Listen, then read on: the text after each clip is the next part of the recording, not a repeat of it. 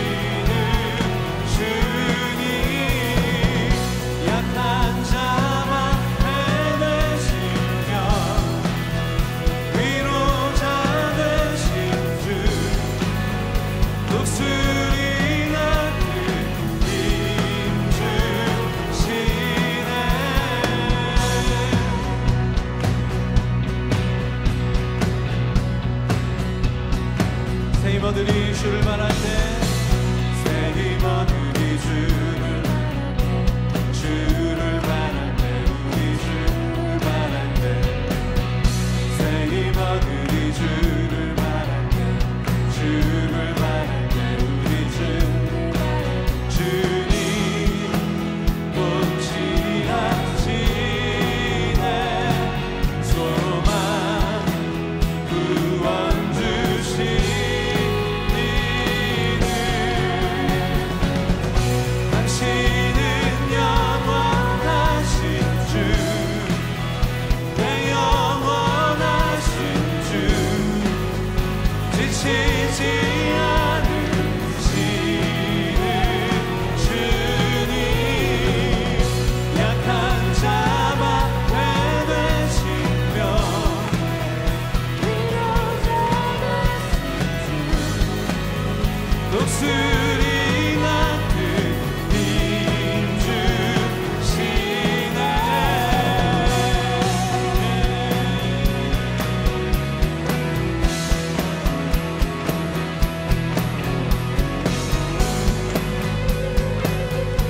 힘차게 박수 치면서 선포합니다.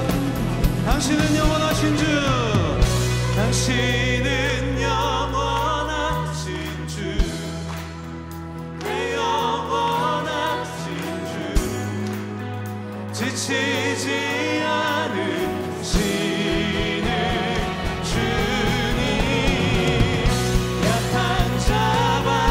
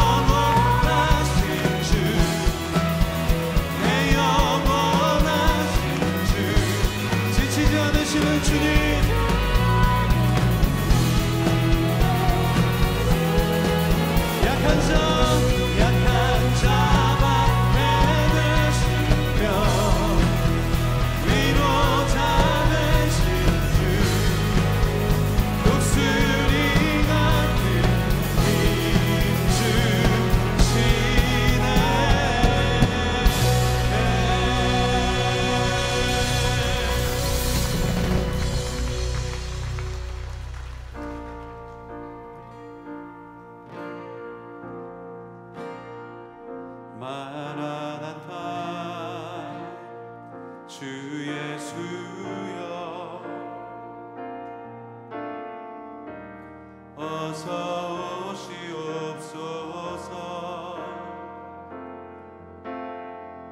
땅의 모든 끝 모든 족속 주를 찬송하게 하소서. 마라나타 주 예수여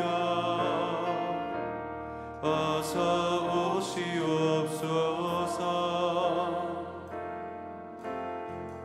모든 열방이 주께 돌아와 춤추며 경배하게 하소서. 우리 주님 다시 오시기를 만들자. 십자가를 들고 땅 끝까지 우린 가리라. 우리 주님 하늘 영광 온 땅 덮을 때 우린 땅 끝에서 주를 맞으리.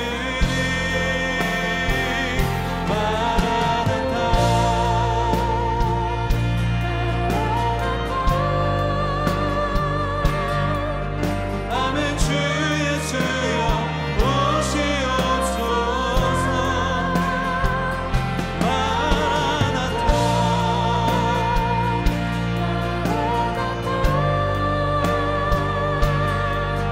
아멘. 주 예수여 오시옵소서.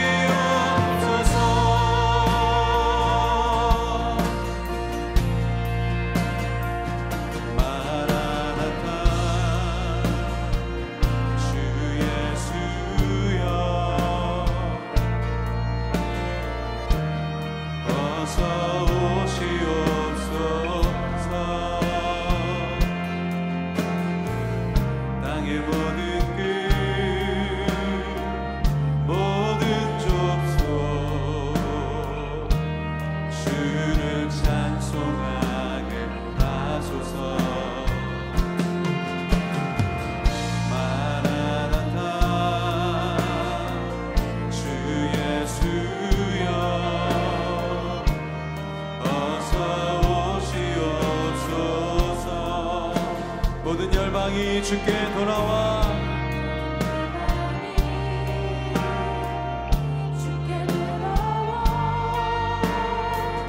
춤추며 경배하소서.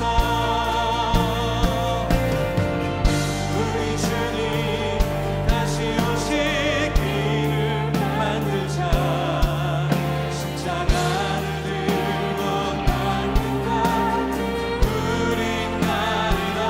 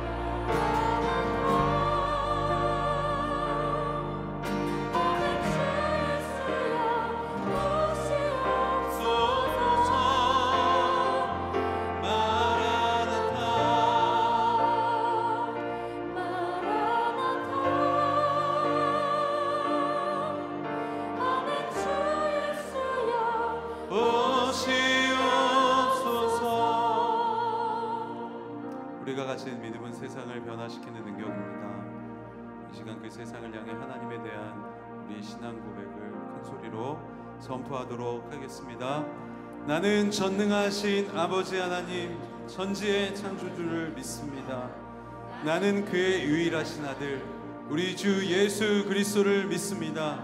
그는 성령으로 잉태되어 동정녀 마리아에게서 나시고 본디오 빌라도에게 고난을 받아 십자가에 못 박혀 죽으시고 장사된 지 사흘 만에 죽은 자 가운데서 다시 살아나셨으며 하늘에 오르시어 전능하신 아버지 하나님 우편에 앉아 계시다가 거기로부터 살아있는 자와 죽은 자를 심판하러 오십니다.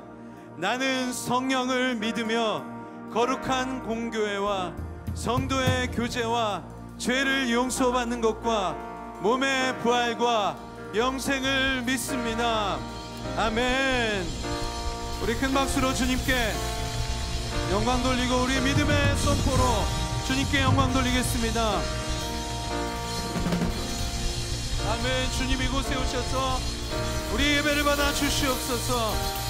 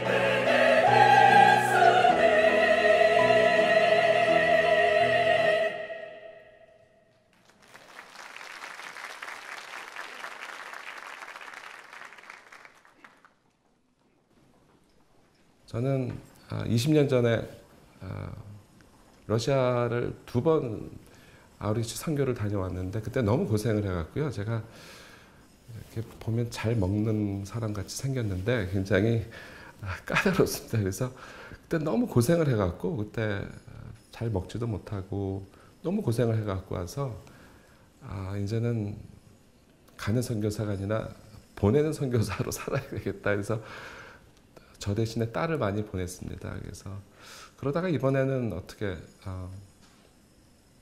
그냥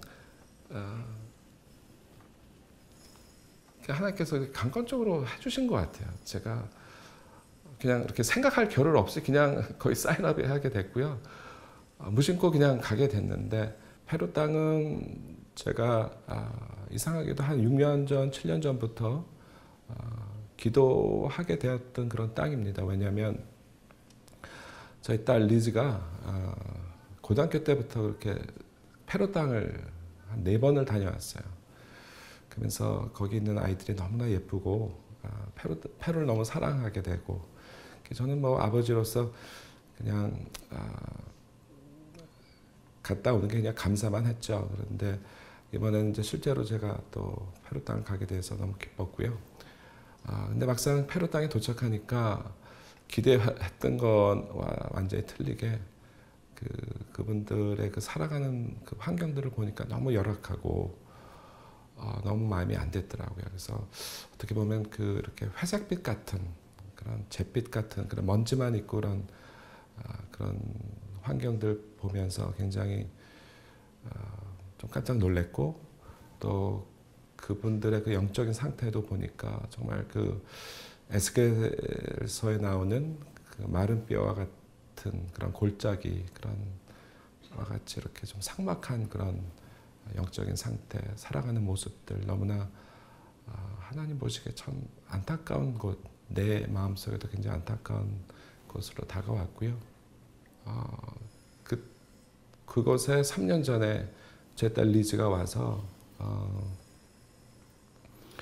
그 VBS 사역을 한 250명, 300명 되는 아이들을 데리고 했다는 것을 이렇게 지적해 주시는데 갑자기 제 마음에 갑자기 눈물이 나는 거예요. 그때 하나님께서 제가 말씀을 해주시더라고요. 네가 갖고 있는 그 마음이 바로 내가 너를 향한 그 마음이고 그리고 내가 너무 고맙다. 네가 여기 이렇게 와준 게 참 너무 고맙고 그리고 내가 너를 사랑한 것처럼 또 내가 이 땅에 있는 이 페루 사람들도 내가 사랑한다는 그런 마음을 막 주시는데 제가 너무 감동이 가서 내려오는 내내 계속 울었어요. 그러면서 이제 저는 가서 아이들 사역을 했는데 아이들이 또 새롭게 보이는 거예요. 다 그전에는 그냥 장난꾸러기들 그냥 뭐 이렇게 힘들게 하는 그 조그만 친구들도 있고 그래갖고 굉장히 참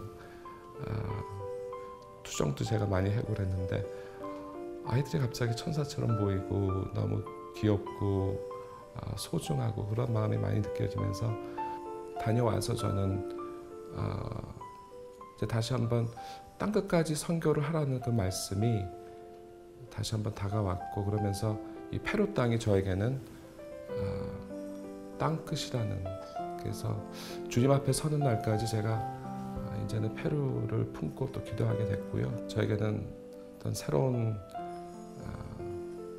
기도의 삶을 살아갈 수 있는 그런 또 여행이 됐지 않았나 생각합니다.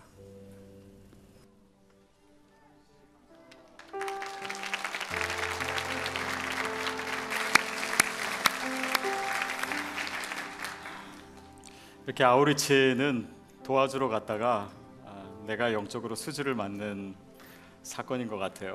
우리 이은창 집사님 별로 음식도 정말 안 가릴 것 같으신데 가리신다 그러고 별로 안 우실 것 같은데 그러니까 얘기 들으니까 아우리치 내내 우셨다고 정말 하나님께서 주시는 그 감동이 그 삶에서도 계속 지속될 줄로 믿습니다. 이제 8월 달이 거의 다 갔죠.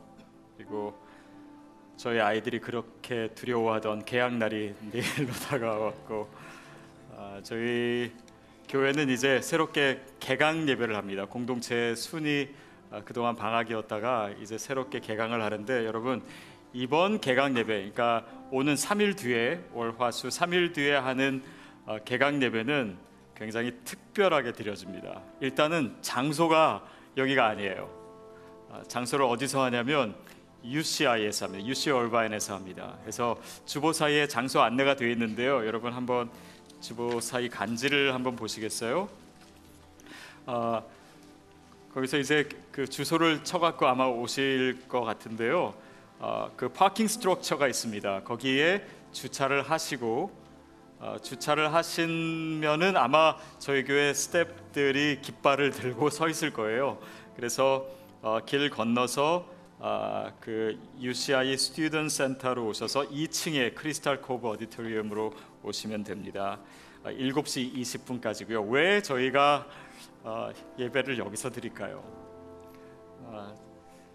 저희가 사실은 작년 또 그 재작년부터 이제 UCI를 품고 기도하기 시작했어요. 여기에 엄청나게 하나님께서 세계 곳곳에서 영혼들을 보내주셨는데 그동안 저희가 잘 못 보고 있었더라고요. 그래서 UCI를 보니까 여기에 한 2-3만 명 학생들이 있는데 매년 5천 명의 새로운 학생들이 와요. 그리고 우리가 가보기도 어려운 그런 선교지에서 이슬람권에서 중국에서 인도에서 학생들이 옵니다. 거기 가면요 복음 전하지 못해요. 근데 여기서는 우리가 전할 수 있어요. 그래서 여기가 땅끝이구나, 여기가 선교지구나 그런 마음을 하나님께서 주셨고 그래서 저희 대학부를 중심으로 이제 UCI를 섬기는 사역을 계속 지속적으로 하려고 합니다. 그곳에 있는 선교단체들과 관계를 갖고 또 그들을 섬기고 또 하나님의 나라의 꿈을 가지고 하는데 저희 모든 성도님들이 이 비전에 동참했으면 좋겠다 싶습니다. 그래서 이번 수요일은 우리가 그곳에서 예배를 드리고 끝난 다음에는 저희가 첫 사역으로 무엇을 하려고 하냐면 신입생 오는 아이들은 뭐 외국에서도 많이 오고 잘 모르고 사람들도 아는 사람도 없고 필요한 것도 많고 그런데 저희가 작은 선물 바구니를 만들어서 주려 그래요. 그래서 우리 성도님들이 예배 참석하신 다음에 그 자리에서 다 같이 선물 포장하는 것도 하고 이 사역을 시작했으면 좋겠습니다. 그래서 이번 좀 더 특별한 이 개강 예배에 여러분 다 오셔서 이 비전에 동참해 주셨으면 좋겠습니다. 주보 사이에 간지 하나 또 있죠. 주중 예배 광고인데요. 우리 9월 목요 여성 예배는 우리들의 일그러진 영웅들이라고 하는 주제로 5주 동안 또 김미정 목사님 그리고 이기복 교수님 오셔서 설교하시고 그 다음에 수요 목양 예배는 소명을 찾아서라고 하는 주제로 제가 말씀을 전합니다. 아직도 하나님이 나를 왜 만드셨는지 또 어떤 목적으로 어떤 소명으로 부르셨는지 확신이 없는 분들에게 귀한 주님의 음성을 듣는 시간 됐으면 좋겠습니다. 2016년 하반기 90일 온라인 성경 통독 우리가 성경 통독하는 분들이 저희 교회 굉장히 많아졌어요. 근데 아직도 참여하지 못하는 분이 있다면 도전하십시오. 또 말씀 안에 깊이 들어가는 그런 시간이 되실 거고요. 어머니 학교 39기가 9월 12일부터 진행이 됩니다. 아직 어머니 학교 아직 못하신 우리 엄마들 계시면 신청해 주시고 참여해 주십시오. N공동체 백은희 권사님의 어머니 고 김경순 권사님께서 8월 21일 86세로 한국에서 하나님 부르심 받으셨습니다. 우리 권사님 지금 한국 들어가셨는데 들어오시면 또 지금도 전화로 위로해 주시면 좋겠습니다. 생명의 삶 9월호가 나왔습니다. 이번 성경 본문은 로마서입니다. 로마서는 우리가 알듯이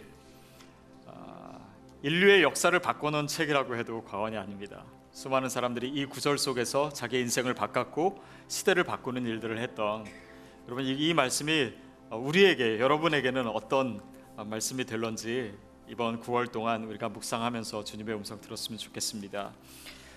영어로 된 생명의 삶 리빙 라이프는 영어가 더 편하신 분들이나 우리 자녀들에게 우리 성도님들 보니까 자녀들에게 굉장히 많이 보내주시더라고요. 그리고 세나는 우리 청소년들을 위한 큐티 교재이고 한글판, 영어판이 있고 예수님의 좋아요도 우리가 같은 본문으로 말씀 나눌 수 있습니다. 여러분 9월 한 달 동안 큐티를 통해서 또 성경 통독을 통해서 말씀 생활 더 뜨겁게 더 열심히 하시기를 바랍니다. 자, 우리 서로 교제하는 시간 갖도록 하겠습니다. 우리 다 같이 일어서서 우리 옆에, 앞에, 뒤에 있는 분 서로 인사하시고 또 교제하셨으면 좋겠습니다.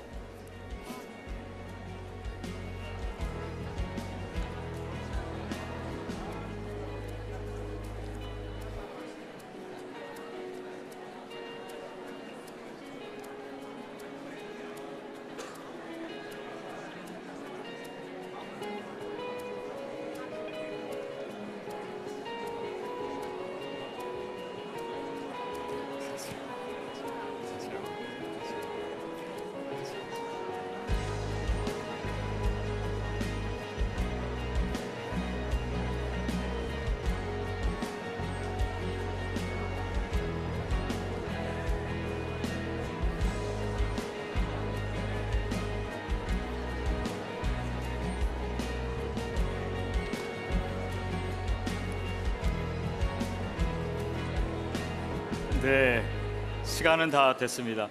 저희 예배에 우리 얼바인 시장님이신 최석호 시장님 오셨는데 정말 크리스찬으로서 우리 세상을 섬기시는 일 더 열심히 하실 수 있도록 우리 박수로 한번 격려해 주셨으면 좋겠습니다. 네, 오늘 우리에게 주신 말씀은 창세기 26장 23절부터 33절까지 말씀입니다.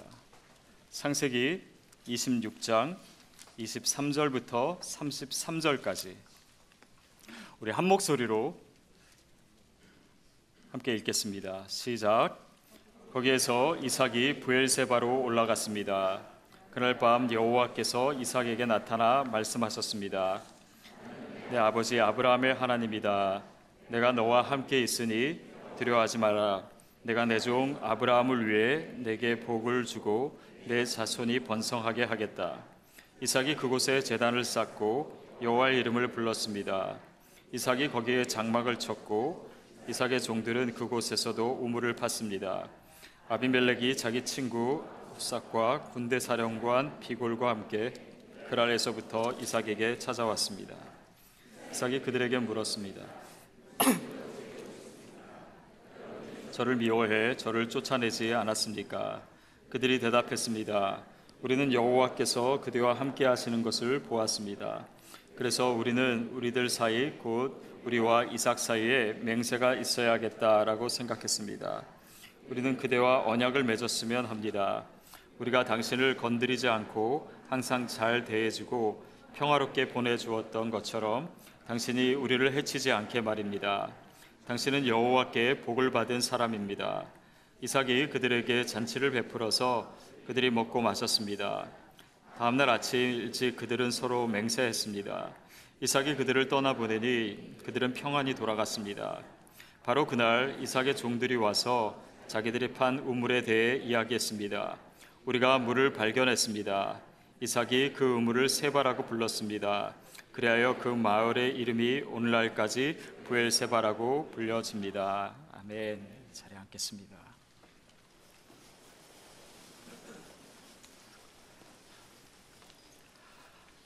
지난주는 저희 집 아이들이 맞는 마지막 방학 그 한 주였어요. 그래서 방학 동안 어디 제대로 가지도 못하고 놀아주지도 못해서 하루는 그 유니버설 스튜디오를 다 데리고 갔습니다. 그래서 이제 놀았는데 요즘은 이렇게 그 놀이기구가 옛날이랑 좀 많이 다르더라고요.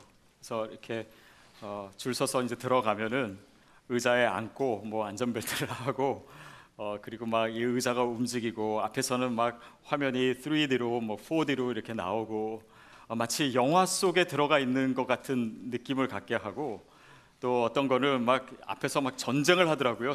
우주 전쟁을 하고 막 우주선 막 우주를 가는 것 같고 막 이런 그 내용이었어요. 근데 그거를 다 끝나고 나니까 그 목소리가 나오는데 뭐라 그랬냐면 너 굉장히 용감했다고, 잘 싸웠다고. 네가 세상을 구했다고 이러는 거예요. 아니 제가 뭐 한 게 별로 없는데 그냥 앉아 있었는데 뭐 제가 막 세상을 구한 것처럼 얘기하니까 굉장히 좀 어색했습니다.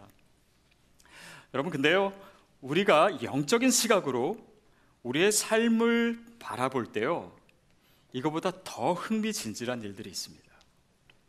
물론 뭐 놀이동산에서 하는 이런 것들은요 실제가 아니죠. 가짜지요. 그리고 오락이고 그냥 이렇게 공상입니다. 그러나 우리의 삶의 현실은요, 하나님께서 대적들과 이 땅에서 싸우시면서 하나님의 나라를 확장해가는 그런 역사 속에 우리를 포함시킨 거예요. 그것이 단지 믿음의 이야기라고 하는 어떤 현실을 떠난 것이 아니라 우리의 현실이고 오늘 우리가 살고 있는 목적이고 이유이기도 합니다. 우리를 통해서 하나님께서 세상에 주님의 나라를 확장시키는 거예요. 영혼들을 구하시고 또 이 세상을 하나님의 나라로 만드시는 그 일들을 우리를 통해서 하고 계신 것입니다. 그게 우리가 지금 계속 나누고 있는 세상 속에서 크리스찬, 세상 속에 있는 크리스찬의 이야기예요. 그래서 오늘 시리즈는 오늘로 마치지만은 이 이야기는 계속 될 수밖에 없습니다. 자, 오늘 본문을 통해서 그 의미를 좀 더 생각해 볼 텐데요. 우리 23절 말씀 같이 보겠습니다. 시작. 거기서 이삭이 브엘세바로 올라갔습니다.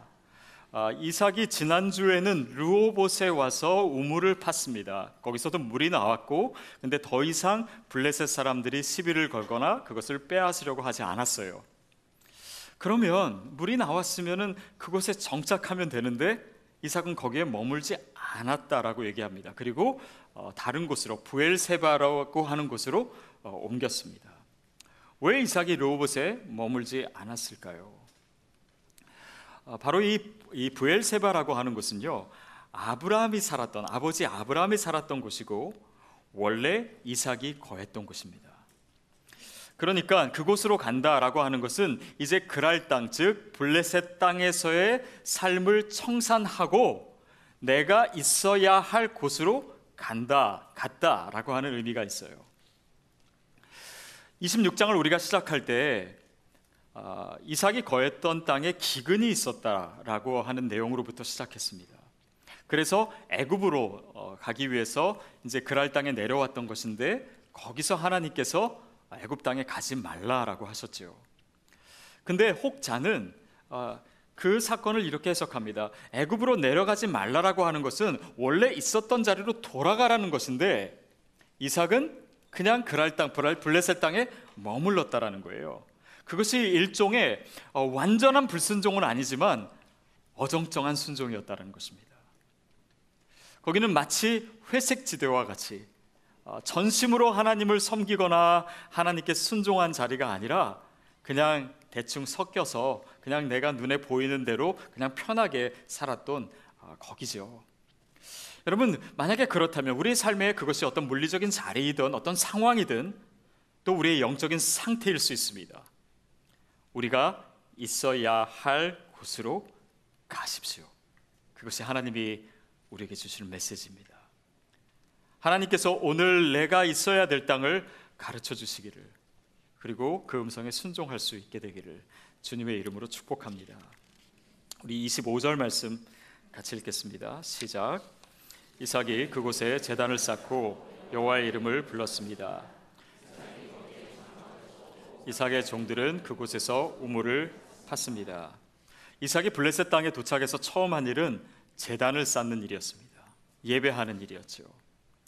자, 근데 사실 이삭이 그랄 땅에 있을 때는 제단을 쌓았다라고 하는 기록이 없습니다. 물론 성경 저자가 기록하지 않았을 수도 있지만 사실은 그곳에서는 이방인들과 블레셋 사람들과 함께 살았고 그들이 섬기는 신이 있었기 때문에 여호와 앞에 제단을 쌓는 것이 쉽지 않았을 것입니다.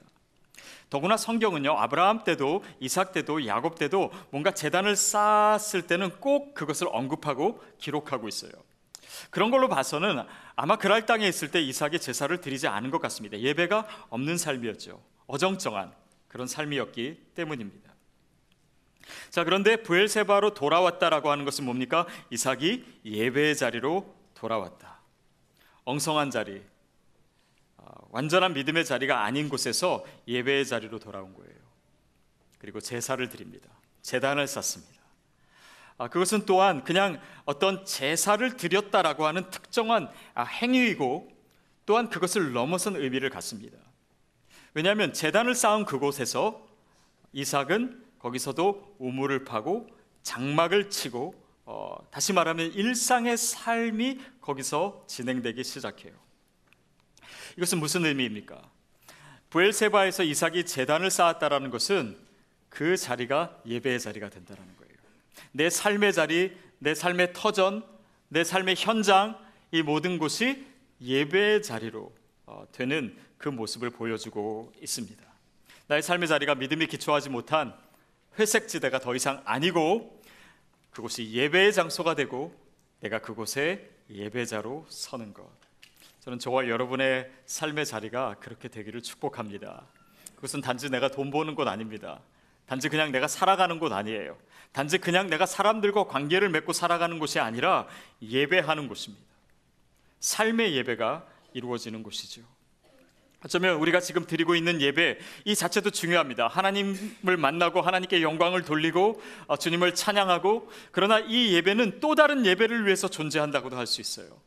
그것은 세상 속에서의 예배입니다. 그래서 오늘 우리가 주님을 만나고 주님의 음성을 듣고 주님의 임재를 체험한 만큼 이 예배가 세상에서 이루어지는 것이에요. 그러니까 그것은 서로 아주 긴밀하게 연관이 되어 있는 것이죠. 26절, 27절 같이 읽겠습니다. 아비멜렉이 자기 친구 아우삭과 군대 사령관 비골과 함께 그랄에서부터 이삭에게 찾아왔습니다. 이삭이 그들에게 물었습니다. 무슨 일로 제게 오셨습니까? 여러분이 저를 미워해 저를 쫓아내지 않았습니까? 블레셋 사람 아비멜렉과 그의 친구와 군대 장관을 다 데리고 이삭에게 찾아와서 화평을 청하고 있는 그런 모습이에요. 여러분, 우리가 세상을 살면서 크리스찬으로서 살면서 경험해야 될 일들 중에 바로 이런 것들이 있습니다. 뭡니까? 나를 미워했던 사람들이 나에게 다시 찾아오는 일이에요. 나를 쫓아냈던 사람들이 나에게 다시 찾아와서 화평을 구하는 것입니다. 내가 예수 믿기 때문에 나를 배척했던 가족들이 내게 돌아와서 함께 주님을 섬기게 되는 그런 일들이 있게 되기를 축복합니다. 잠언에 보면 이런 말씀이 있습니다. 잠언 16장 7절 말씀 시작. 사람의 행위가 여호와를 기쁘시게 하면 원수들까지도 그와 화평할 수 있게 하신다. 여러분, 우리의 행위가 하나님을 기쁘시게 하면 원수들까지도 화평하게 하신다. 여러분, 그런 삶이 우리에게 필요하지 않습니까? 우리가 하나님이 보시기에 기뻐하시는 일들을 감당할 때 하나님께서 우리의 관계도, 우리의 갈등도, 우리의 문제도 해결해 주신다는 거예요. 때로는 우리의 관계 속에서 문제가 생길 때가 있습니다. 그런데 우리는 그저 눈에 보이는 대로 그 사람과의 문제라고 생각해요. 그러나 이 구절은 그것이 단지 사람과의 문제가 아니라 하나님과의 관계의 문제가 해결될 때 그 갈등도 해결될 것이라고 말씀하시는 것 같습니다. 그렇죠. 우리의 예배가 회복되는 것이 바로 그것입니다. 주님과의 관계, 내가 주님 앞에 더 가까이 갈 때 우리 갈등과 싸움과 우리 안에 있었던 그런 모든 관계적인 문제도 하나님께서 해결해 주신다라는 거예요. 저는 오늘 그 말씀이 저와 여러분에게 약속이 되기를 축복합니다. 28절 29절입니다. 시작. 그들이 대답했습니다. 우리는 여호와께서 그대와 함께 하시는 것을 보았습니다. 그래서 우리는 우리들 사이 있어야겠다라고 생각했습니다. 우리는 그대와 언약을 맺었으면 합니다. 우리가 당신을 건드리지 않고 항상 잘 대해주고 평화롭게 보내주었던 것처럼 당신이 우리를 해치지 않게 말입니다. 당신은 여호와께 복을 받은 사람입니다.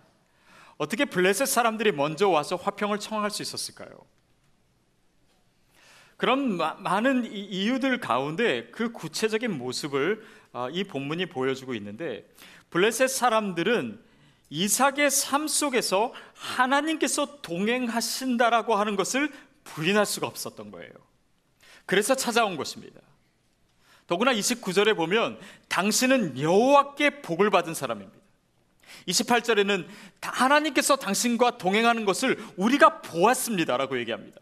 믿지 않는 사람의 눈에서, 믿지 않는 사람의 입에서 이런 고백이 나오는 거예요. 여러분, 이것이 오늘 우리가 세상에서 들어야 될 말이 아닌가 싶습니다.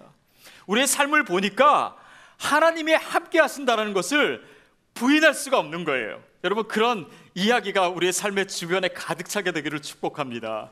당신은 하나님이 복을 주신 사람입니다. 사람들이 인정하지 않을 수가 없는 그런 넘치는 은혜와 축복이 우리 삶에 있을 때 이런 고백들이 나타나게 되는 것이죠. 그 구체적인 내용은 무엇일까요? 본문으로 인해서 우리가 추정해 볼 수 있는 것은 이삭은 지금까지의 상황 속에서 굉장히 온유한 모습을 보여줍니다. 그럴 사람들이 와가지고 시비 걸고 오물 뺏고 그럴 때도 싸우지 않아요. 그리고 그래 그냥 내주자라고 하는 그런 부드러운 모습으로 자기가 한 걸음 물러나주고, 또 그냥 물론 우물도 중요하지만 그것 갖고 싸우는 것보다는 더 중요한 가치를 위해서 지금 브엘세바로 옮긴 거잖아요. 그런 모습을 통해서 사람들이 이삭에게, 우리에게 없는 다른 모습들이 있구나, 그가 추구하는 다른 가치들이 있구나, 그렇다면 그와 동행하시는 하나님을 그들도 느낄 수 있는 기회가 될 것입니다. 근데 또한 더 분명하게 나타나는 것은 이삭이 파는 우물마다 물이 나오는 거예요. 하는 일마다 잘 되는 거예요. 그러니까 이게 한두 번도 아니고 계속해서 막, 예를 들면 뭐 골프 치는데 홀인원이 막 연속으로 나오니까, 그러니까 인정할 수밖에 없는 거예요. 블레셋 사람, 이 사람은 진짜 하나님이 도우시는구나, 하나님께서 그 삶을 통해서 역사하시는구나 인정하는 것입니다. 여러분, 하나님이 우리를 인도하시고 복 주실 때요, 그것은 그렇게 추상적인 거나 공허하지 않습니다. 눈에 보여요. 그리고 물론 눈에 안 보이는 것도 있지만 그들로 하여금 믿지 않는 사람도 인정할 수밖에 없는 그런 가시적이고 그들도 놀랄 수밖에 없는 그런 일들이 저는 저와 여러분에게 넘치기를 축복합니다. 그것을 통해서 그들이 하나님을 보게 되는 것이고 하나님을 알게 되는 것이고 이삭을 하나님의 사람으로 인정하게 됐던 것이에요. 그런데 여러분, 한번 생각해 보세요. 이삭이 하나님과 전혀 상관없는 삶을 사는데 그가 성품이 좋다고 해서 그의 삶을 통해서 하나님을 그들이 볼까요? 아닙니다. 그냥 하나님과 아무 상관없는 삶을 사는데 그의 삶이 그냥 승승장구한다고 해서 사람들이 저 사람을 하나님께서 복 주셨구나 얘기할까요? 그렇지 않습니다. 그러니까 이 오늘 말씀의 이 관건은 어디에 있냐면 이삭이 예배를 회복한 그 포인트로 모아지는 거예요. 그러니까 그 예배를 회복하니까 그를 통해서 나타나는 삶의 모습을 통해서 사람들이 하나님을 보기 시작하는 거예요. 여러분, 우리가 예배의 자리를 떠나 있을 때 우리 삶의 어떤 성품과 어떤 번영으로 되어 하나님을 보여줄 수 없습니다. 그러나 우리가 주님을 향하고 있을 때, 우리가 예배의 자리에 있을 때 주님과의 관계가 더 가까워지고 우리가 주님을 향하고 바라보고 있을 때 우리 삶에 있는 모든 것들은 주님을 보여주는 증거가 되는 것이에요. 그렇기 때문에 좋은 성품이나 어떤 성공이나 그런 것 자체가 목적이 되지 않아요. 저와 여러분이 크리스찬이라면, 세상 속에 거하는 크리스찬이라면 그 모든 일들을 통해서 나의 삶을 통해 하나님을 보여주는 것에 있습니다.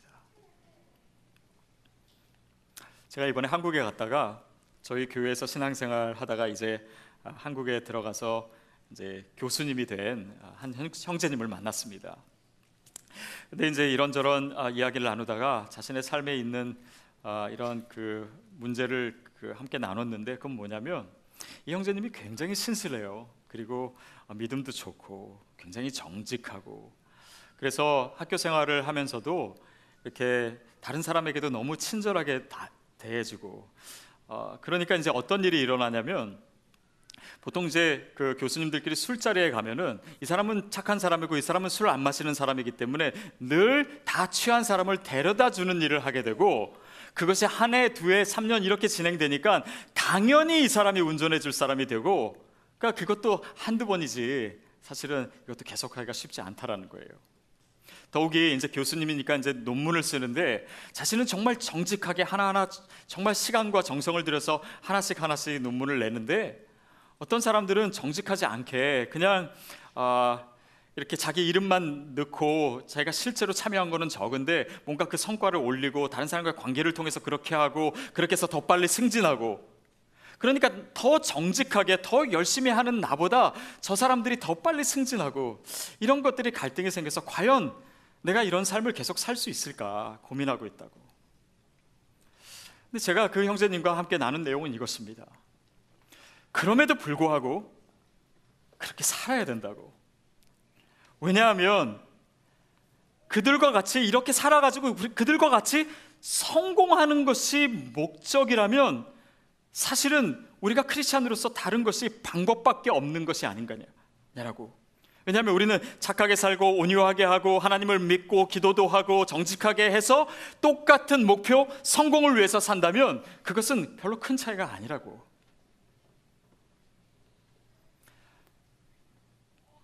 여러분, 이게 무슨 의미인지 아시죠?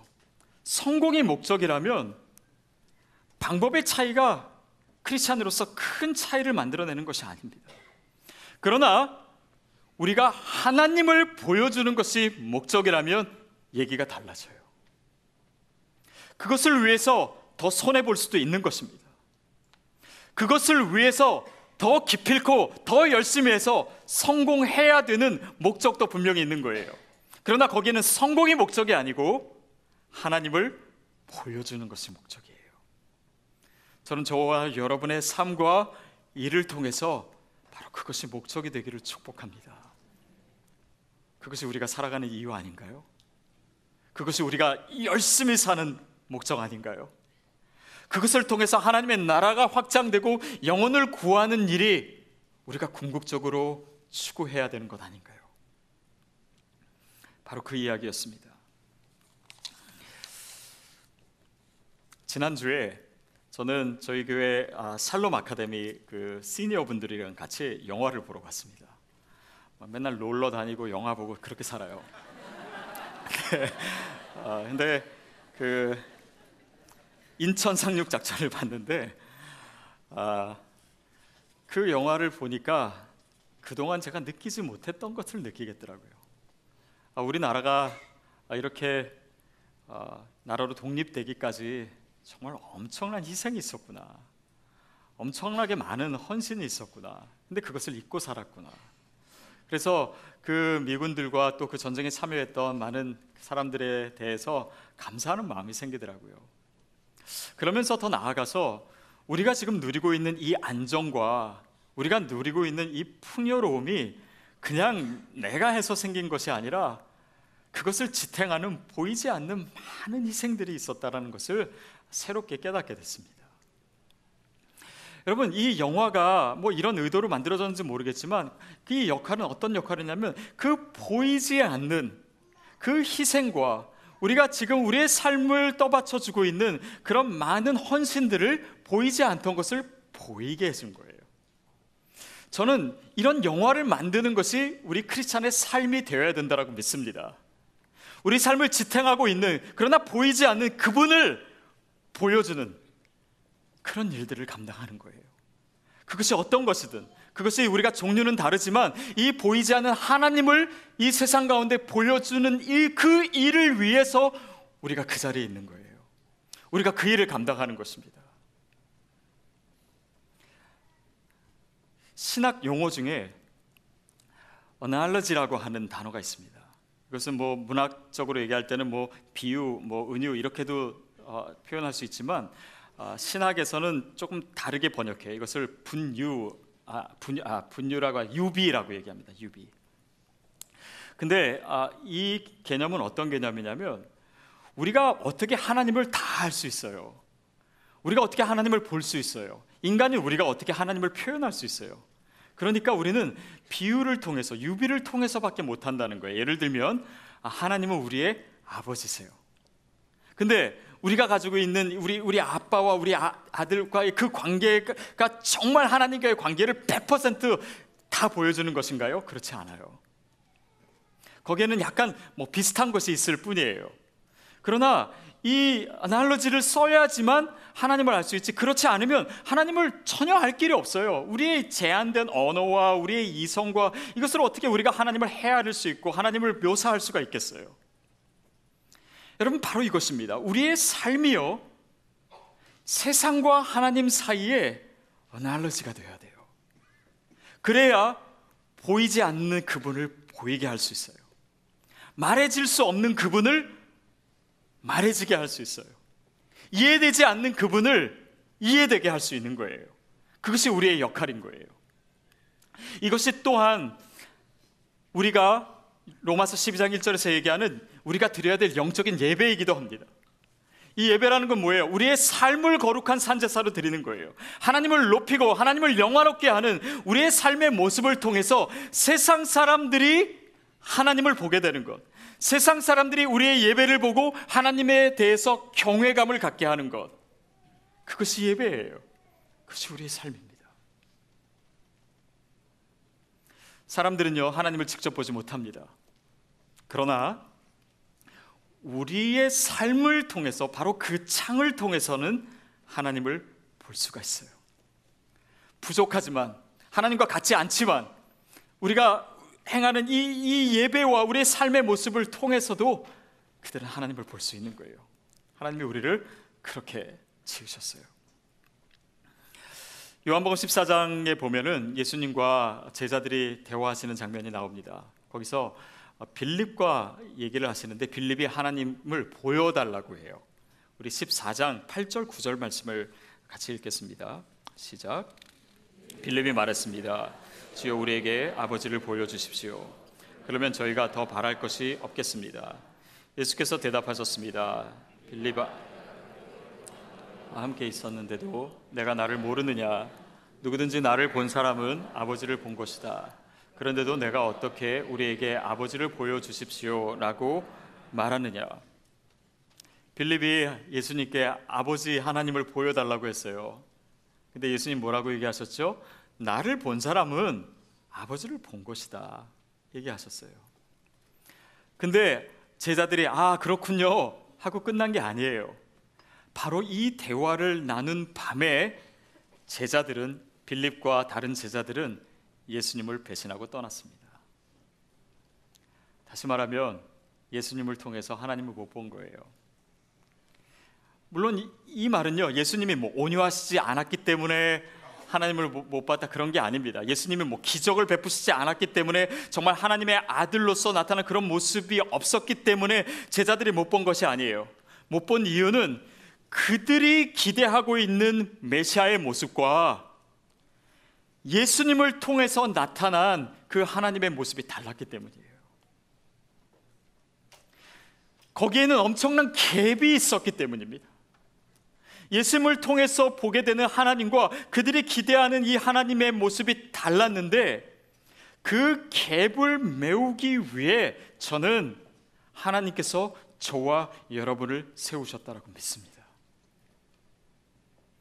여러분, 이것은 생각할수록 놀라운 일이에요. 하나님 아버지를 보여주시는 일을 성자 예수님과 성부 하나님과 또 성령님이 도우심으로 우리와 같이 하고 계신 거예요. 이 세상 가운데 아버지 하나님을 드러내시고, 이 세상 가운데 하나님의 사람들을 통해서 많은 이 땅의 사람들이 함께 주님을 바라보고 예배할 수 있도록 저와 여러분을 사용하시는 거예요. 여러분, 이것이 저와 여러분을 날마다 놀라게 하기를 축복합니다. 블레셋 사람들은요, 이삭의 삶을 계속 지켜보고 있었습니다. 그가 이 상황 속에서 어떻게 반응하는지, 그리고 그의 삶에 하나님이 어떻게 동행하시는지, 그 일련의 과정들을 통해서 그의 삶을 보고 하나님을 보고 깨닫게 된 거예요. 그리고 그 이삭이 섬기는 하나님을 알게 되고 그 하나님을 경외하게 된 것입니다. 그들의 고백이 그래서 하나님께서 당신에게 복을 주셨고 하나님께서 당신과 동행하시고, 이런 고백들이 블레셋 사람들의 입에서 나오게 되는 것이죠. 저는 그것이 바로 우리가 세상에서 드리는 예배라고 믿습니다. 나를 통해서 사람들이 주님을 보게 되고 예배하게 되는 거예요. 여러분, 이것이 바로 우리가 세상 속에서 예배를 드릴 때 나타나는 모습입니다. 예배는요, 전염돼요. 세상 속에서뿐만 아니라 우리가 지금 드리고 있는 예배에서도 마찬가지입니다. 저는 오늘 이렇게 처음 왔을 때 이렇게 그 앞에 화면에서 막 찬양할 때 다른 성도님들 예배하는 모습을 보여주고 있는 것이 처음에는 조금 마음에 걸렸어요. 왜냐하면 하나님께 집중하는데 좀 방해된다라고 생각했었어요. 근데 보고 있으니까 어떤 분은 정말 그 예배하는 모습이 너무 은혜로운 거예요.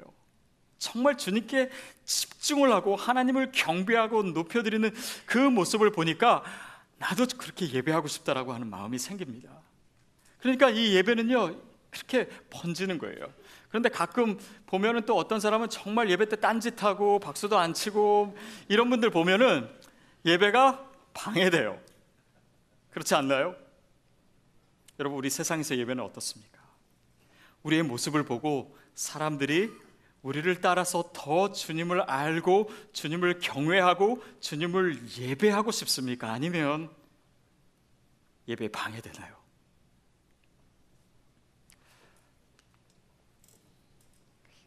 어떤 성도님은 그렇게 얘기해요. 나는 아멘을 하고 싶은데 옆 사람이 안 해서 안 한다고.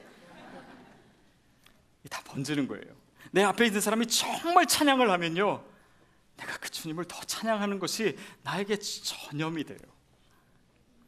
저희가 3부 예배를 새롭게 할 때 그런 고민했습니다. 3부 예배 때는 젊은 사람들이 많이 오고 또 교회 처음 나오는 초신자들이 많이 오기 때문에 이 예배를 조금 문화적으로 세상의 어떤 문화와 좀 비슷하게 할 필요가 있다. 그래서 뭐 이렇게 앞에서 무슨 공연 같은 것도 하고 또 이렇게 그 찬양이나 노래 같은 것도 조금 좀 세상 노래에 가까운 걸 하고, 처음에 그런 의도가 있었는데 제가 계속해서 예배에 대해서 고민하고 책을 읽고 토의하고 하다 보니까 그게 아니라고 하는 것을 많이 깨닫게 됐어요. 그래서 이 예배를 어떻게 할 것인가, 물론 뭐 교회에 처음 오신 분도 많지만 예배의 본질로 돌아가자. 진짜 예배하는 모습을 보여주자. 그것이 초신자에게 가장 적합한 것이고 가장 좋은 것이고 가장 도움이 되는 것일 것이다. 그래서 그들이 진짜 예배하는 사람을 보고 나도 이렇게 예배하는 마음이 저절로 생길 수 있도록, 저희가 설교한 다음에 이제 불 끄고 예배하잖아요. 사실은 그 시간이 저희가 연구를 하고 또 한 결과로는 변화가 가장 많이 일어나는 시간이에요. 설교를 듣고 회개하고 결단하고 또 주님께 집중해서 기도하고 그리고 주님께 찬양하고, 근데 그 모습을 보는 것만으로도요, 우리 안에 예배가 회복될 수 있어요. 어떤 분들은 설교 끝나고 나가시더라고요. 그 예배의 가장 핵심적인 부분을 놓치시는 거예요.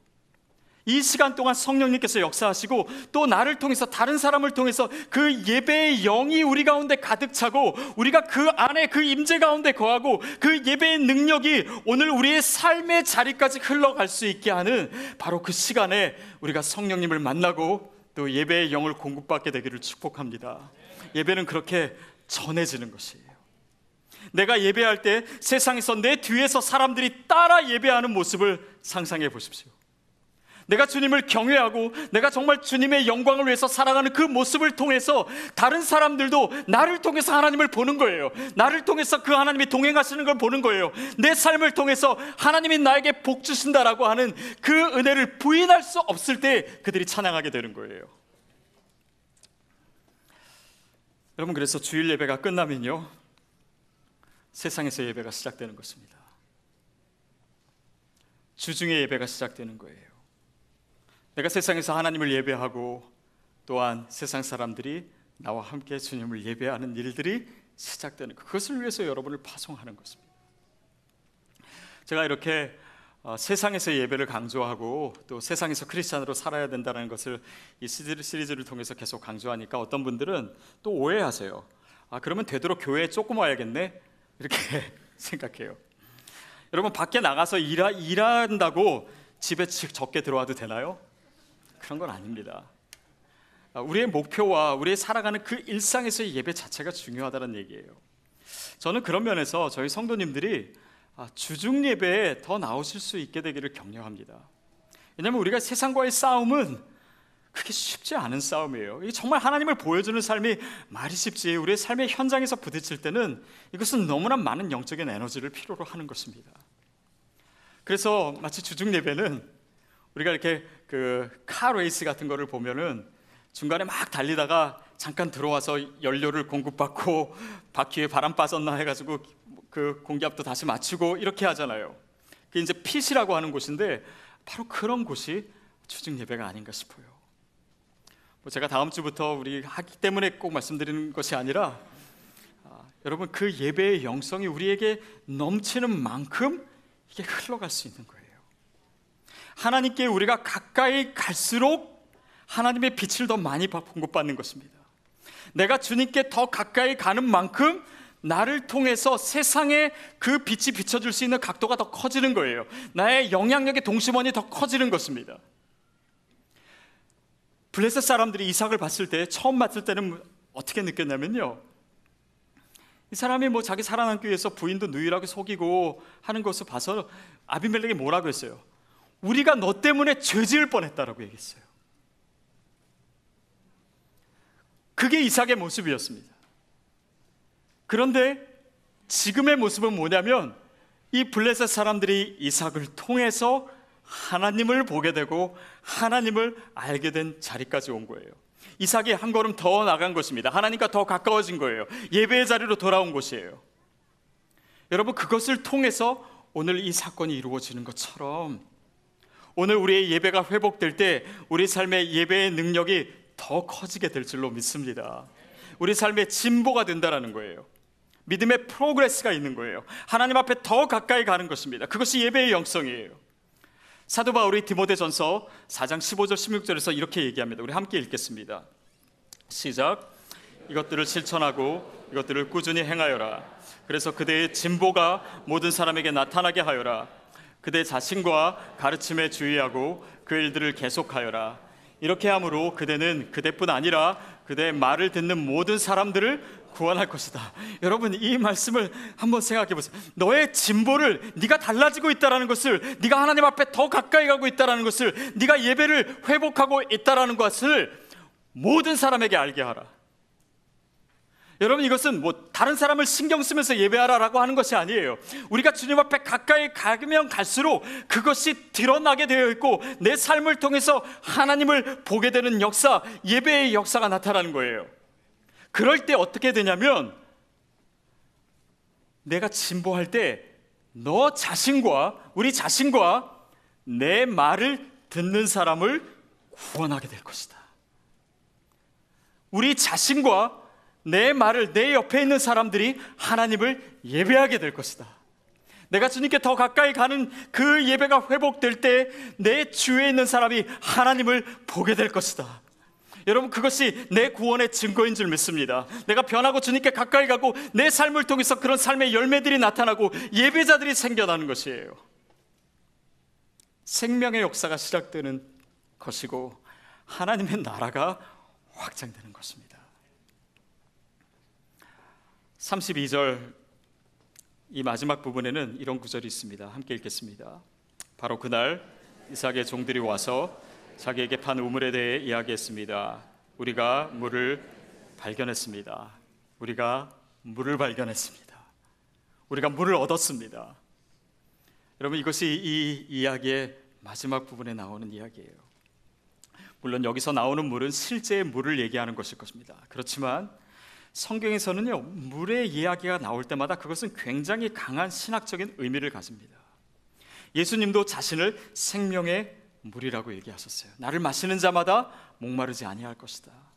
이스라엘 백성이 이 물이 없는 위기에 처할 때마다 하나님을 원망했습니다. 그럴 때 하나님의 은혜를 받고 다시 한번 회복되는 역사들을 경험했어요. 그것은 영적인 생명과도 같은 것입니다. 이삭은 계속 빼앗겼습니다. 우물도 빼앗겼습니다. 삶의 터전도 빼앗겼어요. 그러나 하나님께서 물은 계속 주셨어요. 그래서 이삭도 그 물을 마시고 생명을 유지했고 그의 가족도, 그의 이웃도, 그리고 심지어는 그 우물을 빼앗은 블레셋 사람마저 그 물을 먹었어요. 하나님을 보게 되었습니다. 창세기 26장은 아까 말씀드렸듯이 기근으로 시작됩니다. 그러나 우리가 물을 발견했습니다 라고 하는 단어로 또 그 표현으로 마무리가 돼요. 여러분, 오늘 저와 여러분의 인생의 이야기가 그렇게 되기를 바랍니다. 우리 삶에 기근이 있고 광야가 있고 목마름이 있을지라도 결국 하나님께서 이삭이 다 빼앗길지라도 빼앗기지 않은 그 생명, 그 물이, 그 생명수가 저와 여러분에게 있는 한 우리의 예배는 회복되고 또 우리의 삶에 하나님의 놀라운 역사는 계속될 것입니다.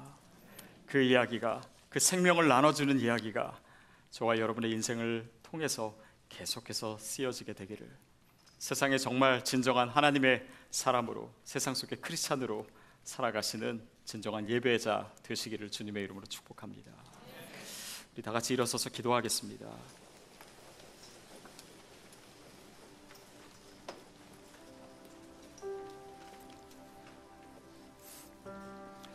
여러분, 우리 삶을 통해서 우리 옆에 있는 사람이 하나님을 보기를 원합니다. 또 하나님을 보여주기 위해서 저와 여러분을 그 자리에 두셨어요. 그러나 아직 내 예배가 회복되지 않았다면 우리의 좋은 성품마저 하나님을 보이게 하는 도구가 되지 못합니다. 우리가 아무리 성공해도 그것은 목적 없는, 그냥 방법만 다른 그런 세상 사람들과 크게 다르지 않은 삶이 되어버리는 것입니다. 여러분, 이 시간 우리가 기도할 때 먼저 예배의 회복을 위해서 기도하십시오. 그리고 하나님, 나를 그곳에 세우신 그 목적이 주님을 보여주기 위함이라면 나 또한 그렇게 살기를 원합니다. 내 삶을 사용해 주시고 이 하나님의 위대한 역사에 내가 동참하기를 원합니다. 하나님, 내 삶을 주님께서 사용해 달라고 이 시간 함께 통성으로 기도하겠습니다. 살아계신 하나님 아버지, 오늘 우리에게 생명수를 주시고 그 목마르지 않은, 그치지 않는 주님의 그 생명이 내 삶을 통해서 흘러가기를 기도합니다. 하나님, 내가 주님을 예배하기를 원합니다. 내 삶에서, 세상의 자리에서 주님을 높이고 주님을 예배하는 자 되기를 원합니다.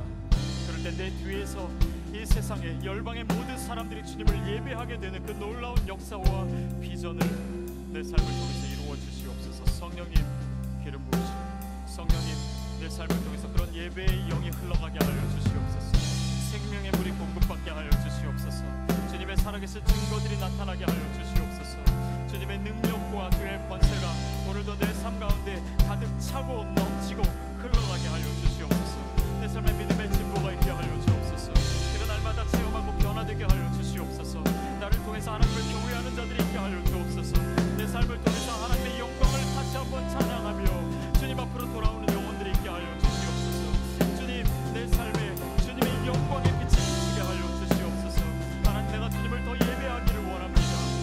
주님, 성령님 임하여 주시옵소서.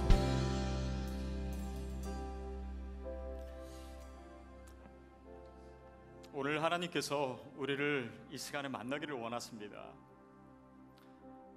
우리가 더 깊이 기도했으면 좋겠습니다.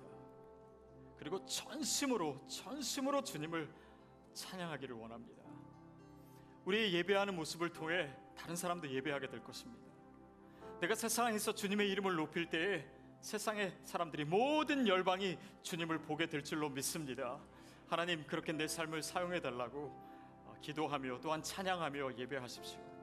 성찬에 참여하는 것은 단지 예수님의 피와 예수님의 살에만 참여하는 것이 아닙니다.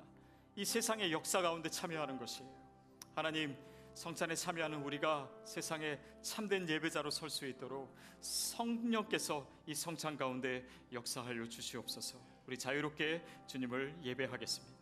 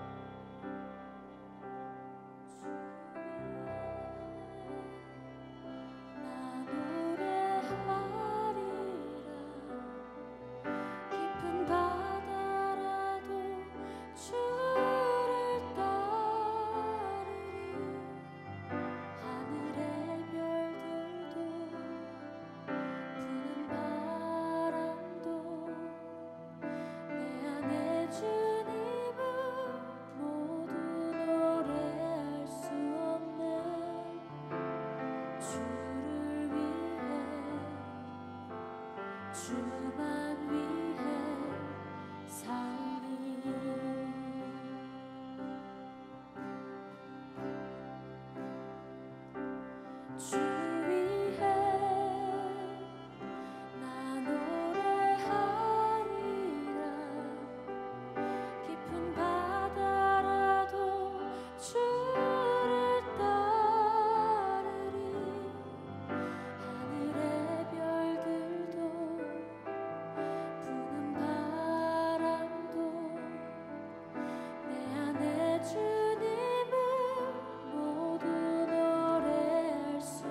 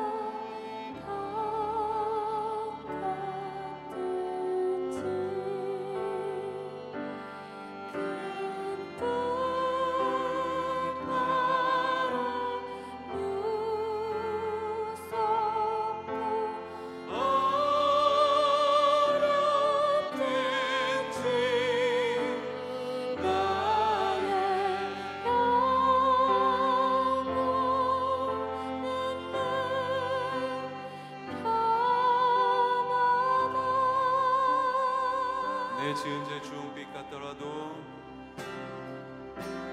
내 지은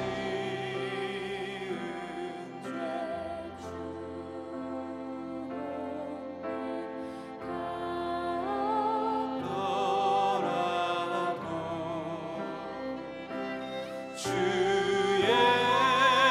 예수께 따르며 그 십자가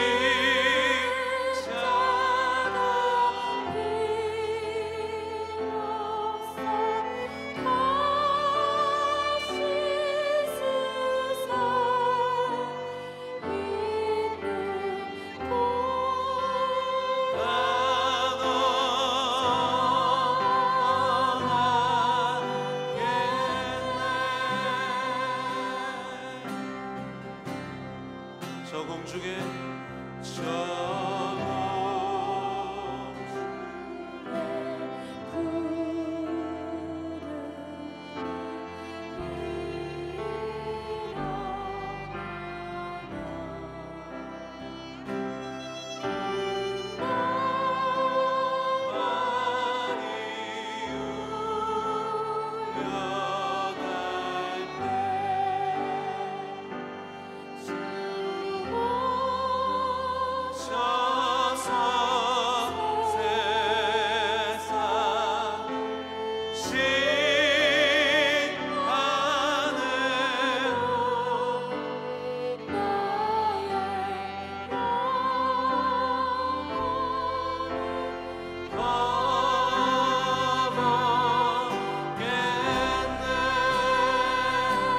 공중에 구름이 일어나며 저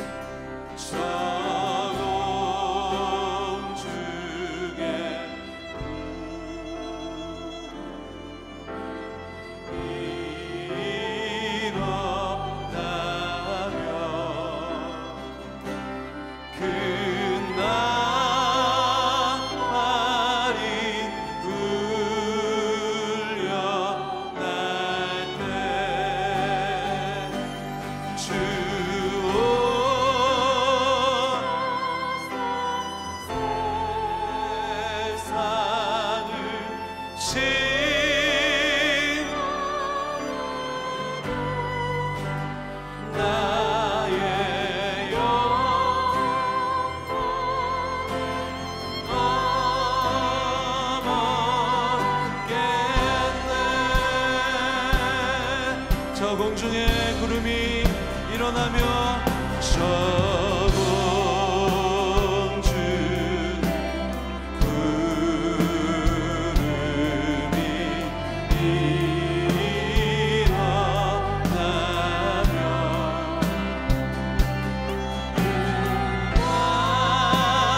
나팔이 울려날 때 주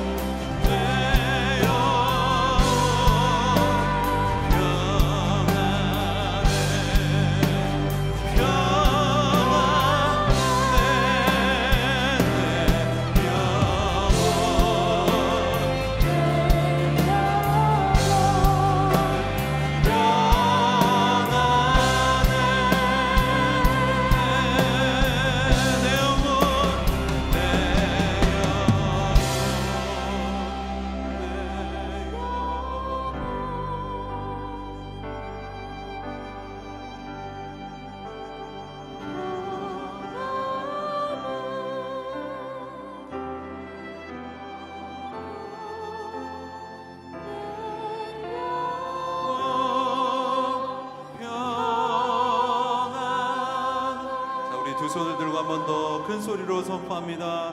내 영혼 내 영혼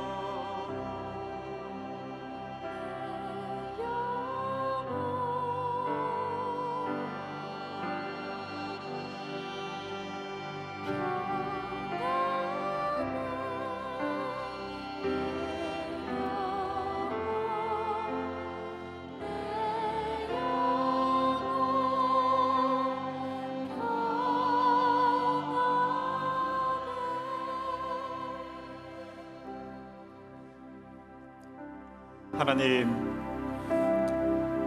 주님의 형상으로 나를 지으시고 하나님을 보여주는 삶으로 불러주셔서 감사합니다. 주님이 드러나는 것이라면 때로는 손해도 감당하겠습니다. 억울한 일이 있더라도 그것을 참을 수 있습니다. 주님이 드러나는 일이라면 주께서 원하시는 곳에 있겠습니다. 주님이 원하시는 일이라면, 주님을 보일 수 있다면 또한 내 삶의 자리에서 최선을 다해서 하나님의 영향력을 드러내는 삶 살기를 원합니다. 하나님, 내 삶에 무엇이 있든지 주님 그것을 통해서 영광 받으시기를 간구합니다. 사도 바울의 고백처럼 사나 죽으나 내 몸에서 그리스도께서 존귀케 되기를 원하나이다 고백했던 것처럼 우리의 삶에서도 주님이 드러나고 내가 주님을 전심으로 높이고 예배하는 가운데 내 삶을 통해서 많은 사람들이 열방이 주님을 보게 하시고 주님을 예배케 하여 주시옵소서. 우리 삶에 허락하신 주님의 그 끝이 없는 사랑과 은혜에 감사해서 주님께 예물을 드립니다. 우리의 삶을 주님이 사용하시도록 내어드립니다. 하나님, 내 삶을 통해서 주님께서 영광 받으시고 주님의 나라를 확장해 가시고 이루어 주시옵소서. 지금은 우리 주 예수 그리스도의 은혜와 하나님 아버지의 그 크신 사랑하심과 성령님의 역사하시며 교통하심이 오늘 예배자로 하나님을 보여주는 자로 이 땅의 많은 사람들에게 주님의 영광을 드러내는 자로 살기로 결단하는 우리 모든 세상의 예배자들 머리 위에 지금부터 영원까지 함께 하시기를 간절히 축원하옵나이다. 아멘.